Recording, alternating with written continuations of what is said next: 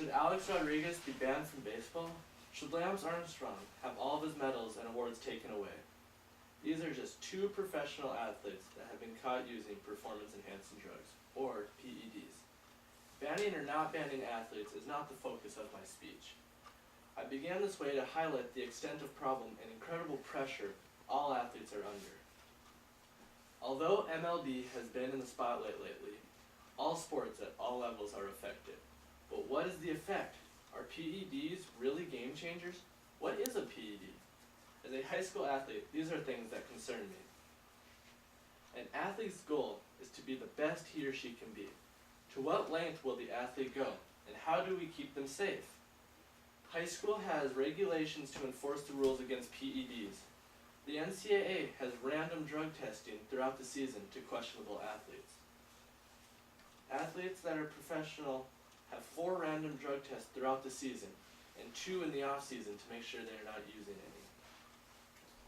5 to 10% of high school athletes have or are using PEDs. According to Dr. Lynn Goldberg of Oregon Health and Science, the PEDs of choice is an anabolic steroid for high school students. The NCAA stated that 12% of college athletes are using PEDs, but they also reported that this is a 47% drop over the past 10 years.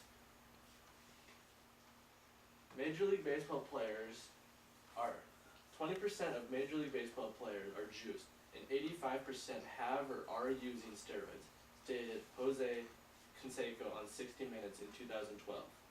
These stats are backed up by Dr. David Mills of UCLA. NFL athletes are reported, there are 30% of NFL athletes that use PEDs. They are not prohibited in the NFL, so they aren't as closely regulated as the other professional sports. 8% of NBA players use a type of PED, says Don Catlin, NBA researcher. David Stern, the NBA commissioner, states that steroids are not a problem in the NBA, and that the NBA report and that the PEDs used in the NBA are not illegal. Many athletes are being banned or suspended because they are taking a prescription PED, a drug, doctor approved. This is another reason the rules need to be regulated better, so more athletes aren't being punished for using a prescription to heal. The physical effects of PEDs, according to Harvard, are inhibited growth plates, severe acne, baldness in males, increasing facial hair growth in females, rounded face, and even cancer.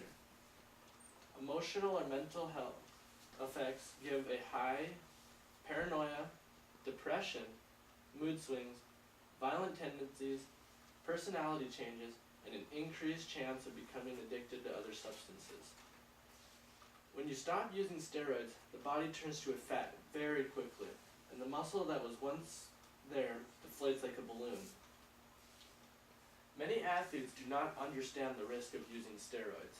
This is one reason they are misused, because some athletes don't understand how they work. Athletes think they can take PEDs, get the body they desire, and stop taking the drug right before the season begins, and stay as strong as they were with little work.